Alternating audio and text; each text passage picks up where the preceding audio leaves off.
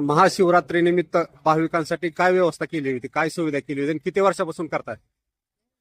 हे प्रथम मुद्गलेश्वर सेवा समिती तुळजापूर, मुद्गलेश्वर युवा प्रतिष्ठान तुळजापूर यांच्या मार्फत वर्षानुवर्ष 20-25 वर्ष झालं देवीचं यथासांग देवाची यथासांग पूजा आणि महापूजा केली जाते. 10,000 लोकांचं जेवण आपलं श्रावण महिन्यात असतं. श्रावण महिन्यात दररोज पूजा असते.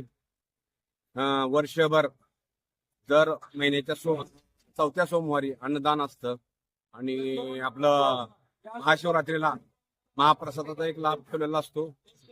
11,000 शाबू, 1100 किलोचा शाबू आणि 21,000 लाडू, राजगिऱ्याचे लाडू.